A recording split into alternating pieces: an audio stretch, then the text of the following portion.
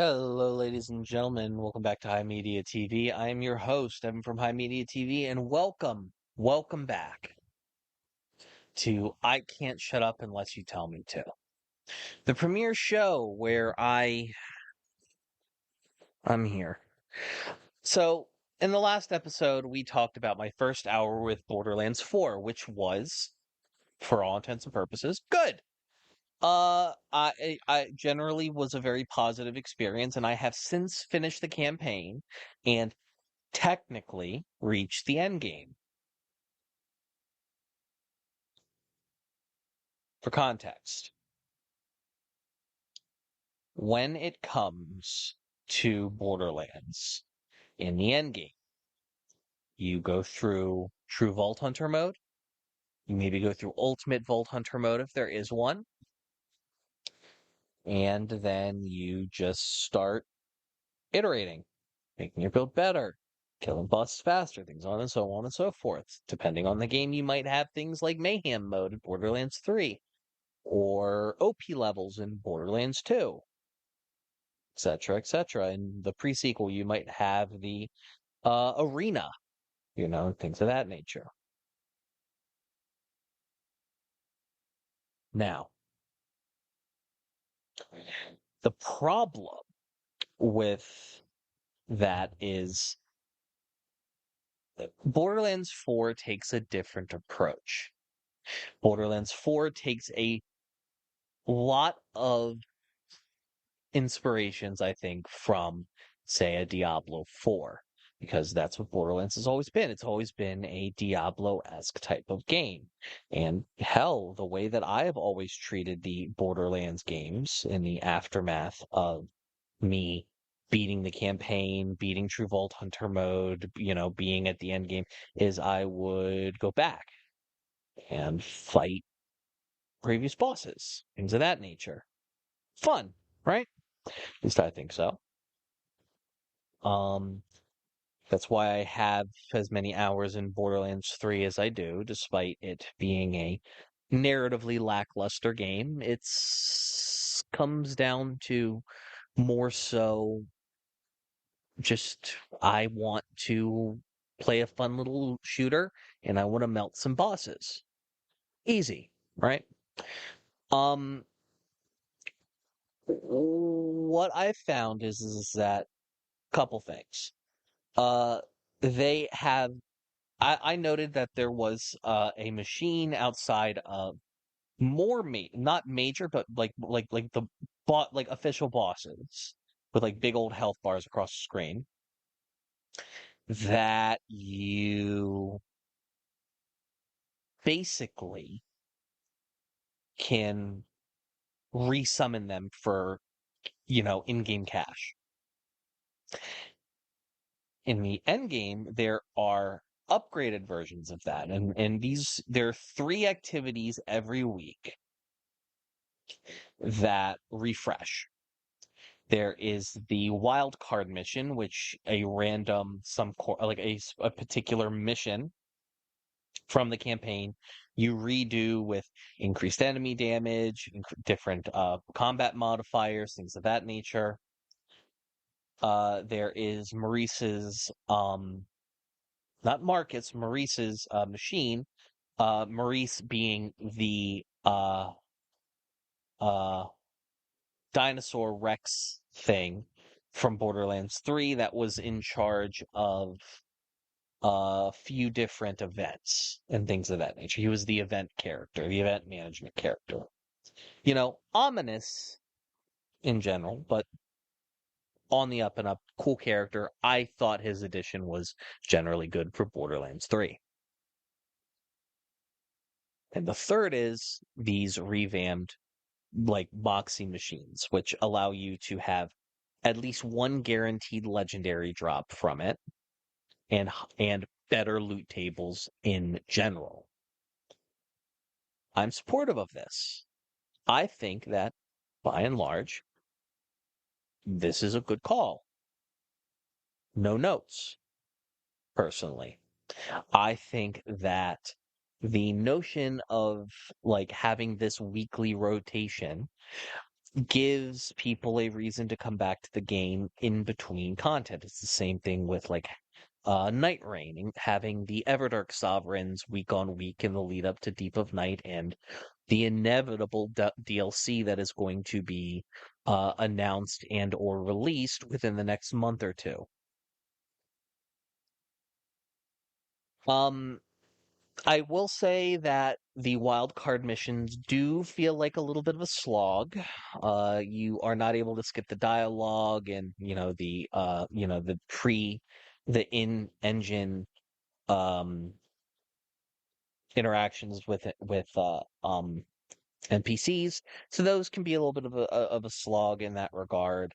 Um, the Your character really does start to flourish more once you hit like level 28, 29, 30 when you get your first capstone. And the end game experience of Borderlands 4, I am relatively happy with.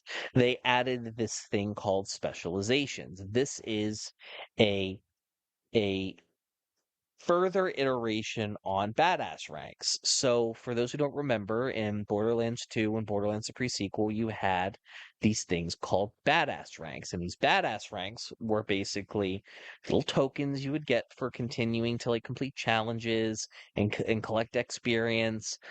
And you would basically take these badass ranks, and you would get slight buffs to all manner of different what's it called, to all manner of different stats: max health, regen, shield capacity, melee damage, fight for your lifetime, all gun damage, all kinds of things, right? Then you get to Borderlands 3, and now not only do they do this, but you also can, like, instead of just picking, having three random ones, there are three separate types. You have offense, you have regen, you have defense.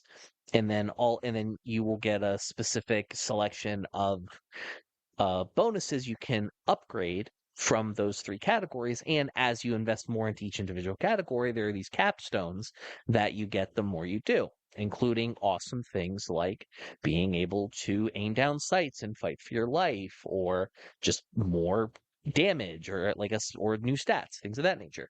And they have further refined this in Borderlands 4 with the specializations tab, which is unlocked once you uh get, I think it's either once you uh beat the timekeeper, or when you get your first capstone.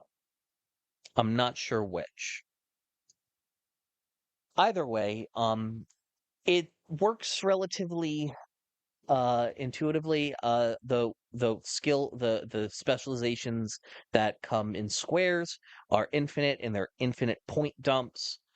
You have these diamond ones that will basically give you, that you can equip and will have specific effects, like increased, like, fight for your lifetime when you're not moving, and when you do get second wind, you gain all your health back. Things like whenever you hit somebody with a grenade, you get increased melee damage, things of that nature. All in all, pretty nice concept. And the more you invest, the more kind of cracked the specializations get, but you can only get certain specializations based on the passives you invest in. And it's a whole tree. It's nice. I personally find it to be a much more robust and less opaque system than previous systems. It just feels like the logical conclusion of what they were trying to do with Borderlands 3's um OP modes and stuff like that. Uh Also, they seem to have like they seemed the ultimate Vault Hunter mode seems to have become sort of like the end game thing as well. You get higher ranks based off of like how much higher your ultimate Vault Hunter rank increases. And by doing so, you unlock a few different things. You unlock a gauntlet of like random bosses you can fight over and over again. You unlock like a few different other things as well. And most importantly, the higher your rank goes, with up to a cap of 5, the more difficult the world gets. Now, at the home screen on at the title screen, you can edit what the ultimate Vault Hunter level is, so if you're not trying to like be suffering at level 5 or you don't have the gear yet for level 5, you can just say, fuck off, I'm gonna go back down to level 1 and just vibe. Um, I the only criticism I have with this is one the character that gives you the wild card missions basically like tells you in voice what I feel like should have been told in text. I normally am more of a proponent for people in game telling you what to do in terms of mechanics rather than just having a text pop up on the screen, but it was very like immersion breaking. I'm gonna be making a kind of a whole spiel about the wider Borderlands story later on, but I just wanted to talk about Endgame here for that reason. Um, as far as other Endgame things, couple there are like some modifiers that are added to enemies. Some of them are cool, some of them are a pain in the ass, some of them I really fucking hate. They're these purple novas that will suck you in, and there's really like only way to get out of them is to like dash twice to get out of them. But like if something dies pretty soon after and you don't have the dash, you're just going to take continuous damage, and it sucks. It is funny though because it does damage other enemies, and you can sort of like if you play your cards right, you can kind of like kill a weaker enemy in a group of larger enemies, and then basically like just throw grenades at them until they all die as they're all like swirling around this singularity. I feel like this is not bad. Once I beat Borderlands story content, I generally feel like, a Borderlands game turns into a chill game for me, an arcadey game, a game that I can just boot up, play a little bit of when I have like the desire to play a shooter, shut it down again, move on. And this is kind of like the perfect version of that for me. I want to play Diablo with guns.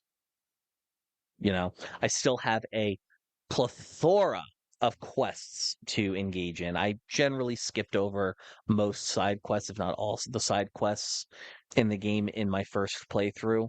I still have a ton I got to go back and do. Um, I'm not going to talk about the writing or any capacity in this episode, obviously, because I want this to be relatively spoiler free. Um, and yeah, I no notes. I genuinely like the end game. Um, I think that this is something that'll occupy me for a little while longer. I'm glad I'm a simp, yes. I guess I got the DLC version just because I wanted all of it as it came out, and I'll enjoy that as it comes. My only issue with the game I've had is that it's too demanding for me to be able to stream with my current hardware. And I wish I could stream it for y'all, but something's got to give. Anyways, ladies and gentlemen, thank you so much for listening to this episode of I Can't Shut Up Unless You Tell Me To. I appreciate you, your time, and your listenership. If you like this episode, go listen to our other episodes of our many other different podcasts at himedia.gg/pods or wherever you get your pods. And if and only if you have the financial wherewithal to do so, please consider going on our Twitch or our Ko-Fi and dropping a subscription. Connecting your Discord to said subscriptions gives you a ton of awesome perks in our Discord community, which you should absolutely join down in the links below. Ladies and gentlemen, thank you so much for watching HIMediaTV. I have been your host, Evan from HIMediaTV. We appreciate you. We appreciate your time. We appreciate your listenership, and we will see you guys next time.